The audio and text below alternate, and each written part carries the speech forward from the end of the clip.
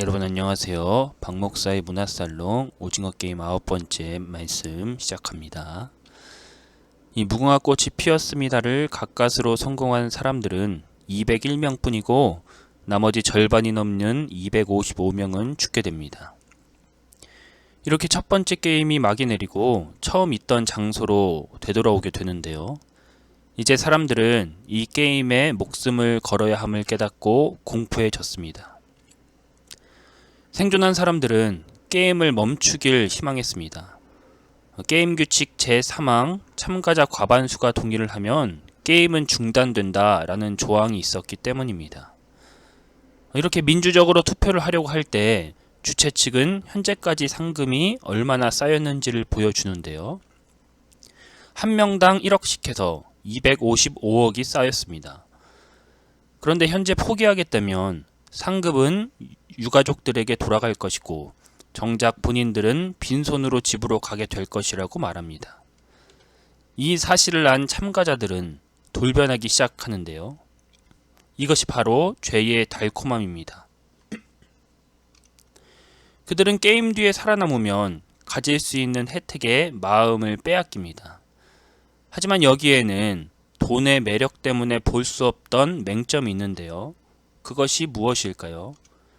자신은 그 다음 게임에도 목숨을 걸어야 하며 계속 살아남아야 한다는 전제 조건 말입니다.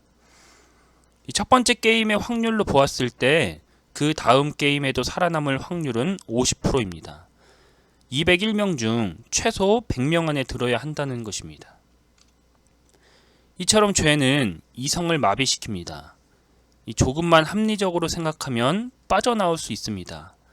하지만 죄가 주는 어떤 매력적인 풍경으로 인해 이 죄가 주는 당장의 혜택에 마음을 빼앗기게 되며 이는 우리의 이성을 마비가 되는 것입니다. 여러분들 보세요. 도박과 마약 나쁘다는 거 모르는 사람 없습니다. 조금만 합리적으로 생각해도 도박으로 떼돈을 벌 확률은 그리 많지 않습니다.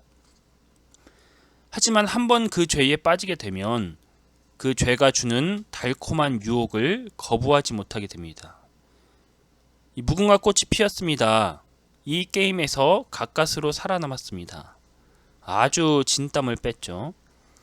하지만 자신은 그 다음 게임에서도 살아남을 수 있을 것이라는 거짓된 믿음이 작동되는 것입니다.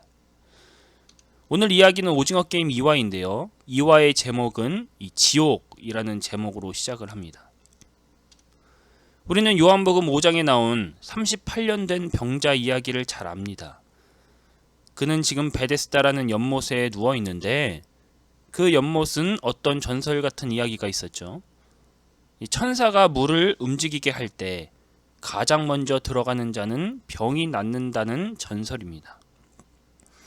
베데스다 연못에는 많은 환자들이 있었습니다. 이들은 이 전설에 마음을 빼앗깁니다.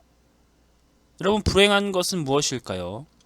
이 전설은 말 그대로 전설 같은 이야기라는 것이며 누구도 고침을 본 사람이 없는 이 카더라 통신이었다는 것입니다. 만약 이 전설이 사실이라고 해도 그 수많은 환자 중에 1등으로 들어가야만 고침을 받을 수 있었습니다.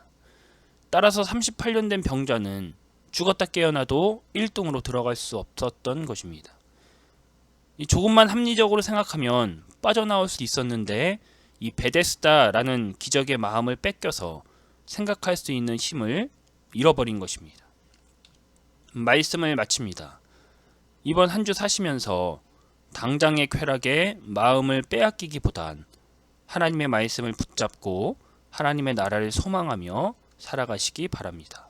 그러면 또 다음 달에 찾아뵙겠습니다.